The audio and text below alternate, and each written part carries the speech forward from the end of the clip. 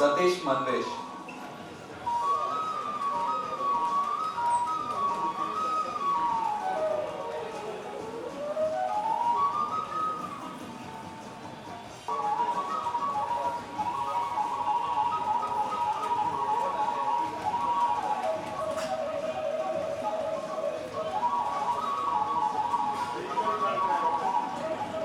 Roopa C Kolar,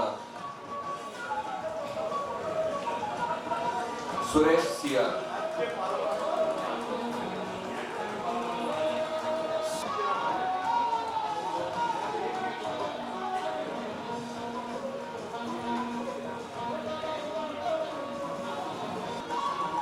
ಅಮೋಘವಾಗಿ ಹಾಡಿದ ಕುಮಾರಿ ವೈಷ್ಣವಿ ಚಿದಾನಂದ್ ಹೊಸಹಳ್ಳಿ ಅವರು ನೆನಪಿನ ಕಾಣಿಕೆಯನ್ನು ಸ್ವೀಕರಿಸಿದರು.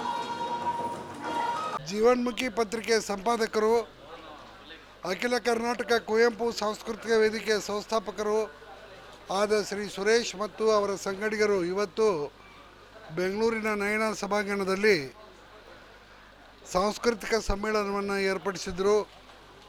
ಇದರಲ್ಲಿ ನವ್ಯ ಕವಿಗಳ ಕಾವ್ಯ ವಾಚನ ಮತ್ತು ಕನ್ನಡ ನಾಡಿಗೆ, ಕನ್ನಡ ನುಡಿಗೆ ವಿವಿಧ ಕ್ಷೇತ್ರಗಳಲ್ಲಿ ಸೇವೆಯನ್ನು ಸಲ್ಲಿಸಿರುವ ಮಹನೀಯರಿಗೆ ಗೌರವ ಸಮರ್ಪಣೆ ಮತ್ತು ಅವರಿಗೆ ಕರುನಾಡ ಚೇತನ ಪ್ರಶಸ್ತಿ ಪ್ರದಾನ ಇವೆಲ್ಲ ಕಾರ್ಯಕ್ರಮಗಳನ್ನು ಇವತ್ತು ದಿನದುದ್ದಕ್ಕೂ ಪೂರ್ತಿಯಾಗಿ ಚೆನ್ನಾಗಿ ನಡೆಸಿಕೊಟ್ಟಿದ್ದಾರೆ.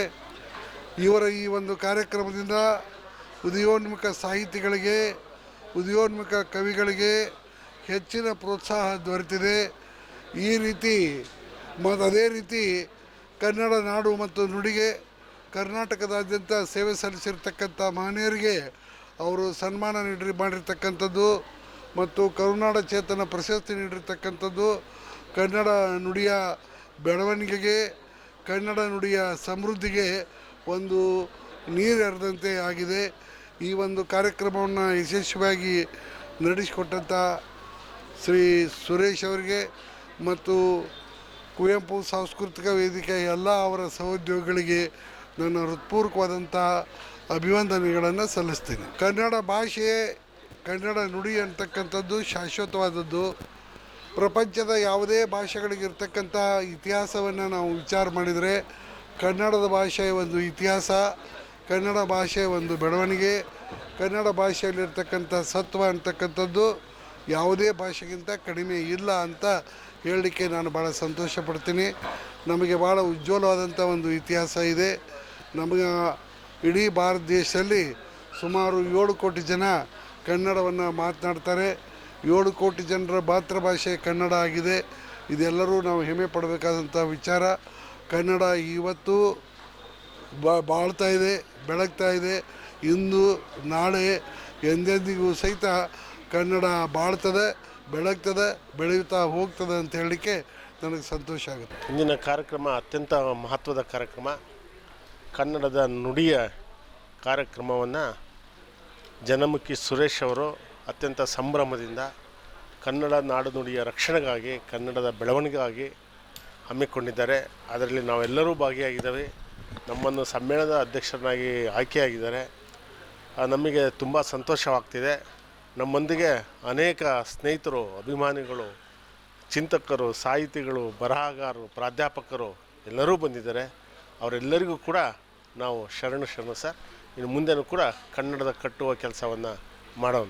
ಕನ್ನಡದ ರಾಜ್ಯ ಮಟ್ಟದ ಪ್ರಶಸ್ತಿಯನ್ನು 8 ಜನರಿಗೆ ಕೊಟ್ಟಿದ್ದಾರೆ.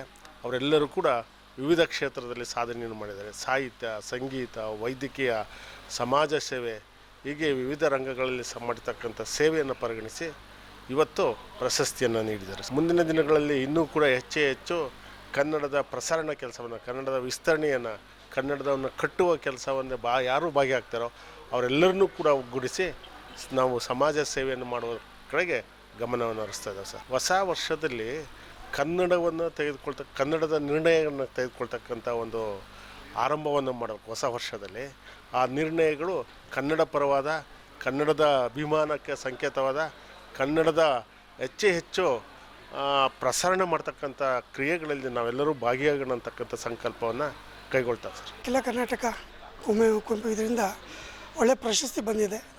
ಅದು ಮೋಟಿವೇಟ್ ಮಾಡುತ್ತೆ. ಕನ್ನಡವನ್ನು ಕಟ್ಟುವ ಕೆಲಸ ಯಾವ ರೀತಿ ಮಾಡಬೇಕು ಮತ್ತು ಕನ್ನಡವನ್ನು ಯಾವ ರೀತಿ ನಡ್ಸ್ಕೊಂಡು ಹೋಗ್ಬೇಕು ಮುಂದೆ. ಯಾಕಂದರೆ ಕನ್ನಡ ಭಾಷೆ ಈಗ ಒಂಥರ ಸಂದಿಗ್ಧ ಪರಿಸ್ಥಿತಿಯಲ್ಲಿದೆ ಅಂತ ಹೇಳ್ಬೋದು. ಯಾಕಂದರೆ ಕನ್ನಡ ಮಾತಾಡೋರ್ದು ಒಂದು ಅವಮಾನ ಅಂತ ಭಾವಿಸ್ತಿದ್ದಾರೆ. ಅಂಥ ಸಂದರ್ಭದಲ್ಲಿ ಇಂಥವೆಲ್ಲ ಕಾರ್ಯಕ್ರಮಗಳು ನಡೆದಾಗ ಕನ್ನಡದ ವಿಚಾರವಾಗಿ ಕನ್ನಡ ಕಟ್ಟುವ ಕೆಲಸ ಮಾಡಬೇಕು ಅಂತ ತುಂಬ ಚೆನ್ನಾಗಿ ಮೋಟಿವೇಟ್ ಆಗುತ್ತೆ. ಅದೆಲ್ಲ ಮಾಡಬೇಕು ಅಂತ ಅನಿಸುತ್ತೆ ಸರ್.